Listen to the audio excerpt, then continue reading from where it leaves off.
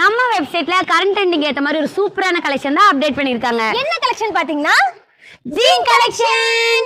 3 டிஃபரண்டான இப்போ ட்ரெண்டிங்ல இருக்க ஜீன் கலெக்ஷன்ஸ் தான் இந்த வீடியோல நான் பார்க்க போறோம். வீடியோவை கடைசி வரையும் பாருங்க. சீக்கிரம் வாங்க வீடியோக்குள்ள போலாம்.